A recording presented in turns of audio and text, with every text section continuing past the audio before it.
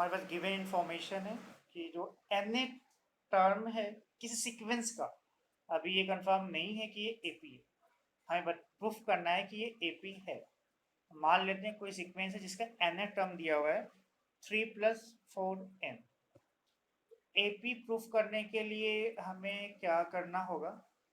AP में होता क्या है, मतलब बेसिक डिफिनीशन में अगर हम जाएं तो एपी में मतलब बेसिक डिफिनीशन एपी का क्या है कि कोई भी कंजिक्यूटिव टर्म लें, बाद वाले में से पहले वाले को माइनस करें तो हमें ऑलवेज एक फिक्स नंबर मिलना चाहिए।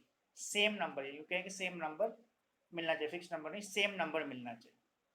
ये बेसिक डिफिनीशन है एपी का।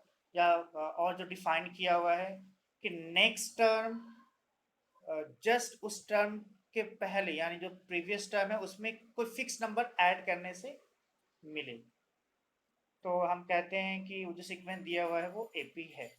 तो अगर एन टर्म इस ढंग से किसी सीक्वेंस का दिया हुआ तो हम कैसे पता करें कि वो ये एक एपी है? तो ये जो सीक्वेंस जिसका एन टर्म दिया हुआ है 3+4n, ये एपी है या नहीं, इसके लिए हम कुछ ऐसे प्रोसीड करेंगे। an दिया हुआ है 3+4n, n यानी ये n टर्म दिया हुआ है किसी सीक्वेंस का, उसके जस्ट पहले बार टर्म क्या होगा? an-1 होगा। n टर्म के जस्ट पहले बार टर्म an-1 टर्म होगा। यानी ऐसा करते हैं, हम an-1 टर्म निकालते हैं। इसके लिए हम क्या करेंगे, हमने क्या किया है कि n को रिप्लेस कर दिया है n-1 से, तो राइट साइड में भी n को रिप्लेस कर देंगे n-1 से। 3 में तो n है नहीं, तो 3 को यूं ही लिख देंगे +4। और यहाँ पे हमें n की जगह, क्योंकि n को हमने रिप्लेस किया n-1 से, तो राइट साइड में भी n को रिप्लेस करेंगे n-1 से। तो इसे सॉल्व कर लेते हैं। ये हो गया 3+4n-4, और सॉल्व करेंगे तो 4n आ गया यहाँ पे, और 3 - 4 -1 आ जाएगा।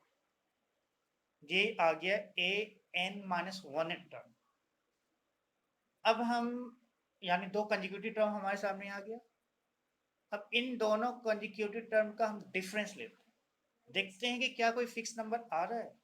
यानी हम an-1 निकाल लेते हैं। अगर an-1 अगर एक कांस्टेंट फिक्स नंबर आ जाएगा तो हम कहेंगे कि ये एपी है, नहीं तो ये एपी, नहीं तो एपी ये नहीं है। तो an की वैल्यू क्या थी? 3+4n। और an-1 की वैल्यू हमने क्या निकाल रखा है? 4n-1, और दोनों का ये माइनस है। सॉल्व करेंगे इसे 3+4n। अब जब ये माइनस से ब्रैकेट के अंदर जाएगा तो ये प्लस है 4n, तो ये माइनस में हो जाएगा, और 1 माइनस में है तो प्लस में हो जाएगा। अब यहाँ से 4n कट गया, और 3+1 यानी 4 आ गया। एक फिक्स नंबर आ गया ना, इसका मतलब है कि ये जो सीक्वेंस है जिसका एन टर्म दिया हुआ है ये एक एपी। सिंस यहाँ हम लॉजिक लिख देंगे, since an-1 is a fixed number,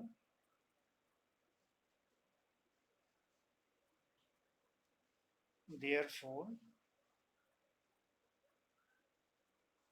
an is an AP। ये तो क्लियर हो गया कि जो an जो सीक्वेंस एक दिया हुआ था जिसका n टर्म दिया हुआ था। ये एक एपी का nth टर्म है, ये तो क्लियर हो गया।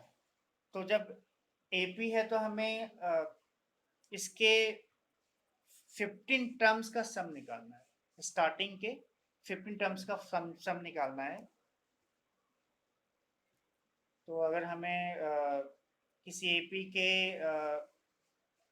स्टार्टिंग के 15 टर्म्स का सम निकालना है तो हमें किन दो चीज़ों की ज़रूरत है? एक तो ए चाहिए और दूसरा डी चाहिए। तो हमें पहले इसका मतलब इस 15 निकालने से पहले हमें ए और डी निकालना पड़ेगा। अब ए और डी हम कैसे निकालें? अब ये तो क्लियर हो गया ना कि ये एक A N equal to 3+4n, ये है ना 3+4n। ये एक एपी का एन टर्म है। तो एन की वैल्यू 1 रखेंगे तो फर्स्ट टर्म मिल जाएगा, एन की वैल्यू 2 रखेंगे तो सेकंड टर्म मिल जाएगा। तो ऐसा करते हैं हम एन की वैल्यू एक बार 1 ले लेते हैं। इससे फ़ायदा ये होगा कि फर्स्ट टर्म हमें मिल जाएगा, और फर्स्ट टर्म ही तो हमें चाहिए एपी का। तो 3+4 इंटू 1 यानी 3+4 यानी 7। जो एपी है उसका फर्स्ट टर्म 7 हो गया। डी वैसे तो आ चुका है हमारे पास, लेकिन फिर भी हम निकाल लेते हैं सिंप्लीफाइड फॉर्म में। ऐसा करते हैं A2 भी निकाल लेते हैं। A2 निकालेंगे तो क्या हो जाएगा 3+4 इंटू एन की जगह 2 लेंगे ना, 4 इंटू 2 यानी 3+8 यानी 11। डी का मतलब क्या? दो कंजिक्यूटिव टर्म का डिफरेंस बाद वाले टर्म में से पहले वाले को माइनस कर देंगे।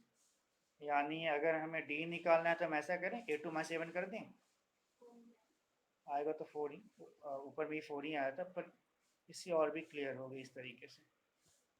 यानी ए जो एपी है उसका ए है 7 ही है ना, और डी है 4। तो अब कुछ भी पूछे, कितने भी टर्म का सम पूछे, हम निकाल सकते हैं। हमसे पूछा जा रहा है स्टार्टिंग के 15 टर्म्स का सम, तो इस 15 निकाल देंगे। यानी एन यहाँ पे 15 है, फॉर्मूला होता है n/2। एक बार लिख देते हैं ताकि फॉर्मूला याद हो जाए। 2a plus n-1 into D, ये एन का फॉर्मूला है।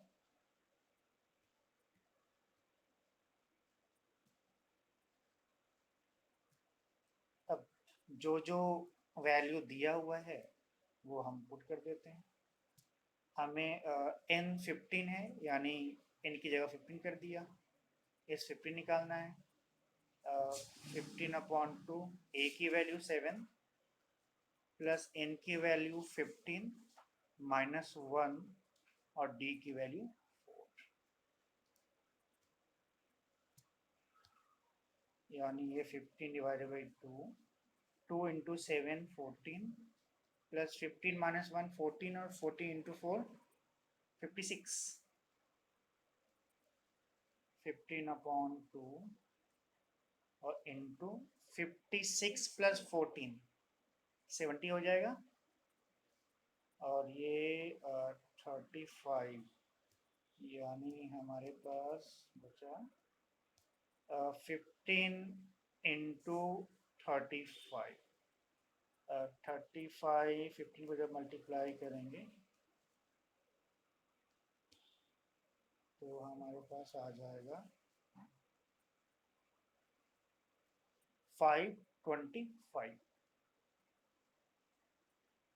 यानी S15 इस वाले एपी के केस में आ गया 525, यानी सम ऑफ 15 टर्म्स वो आएगा 525। 5 सम ऑफ इनिशियल 15 टर्म्स 525 आएगा।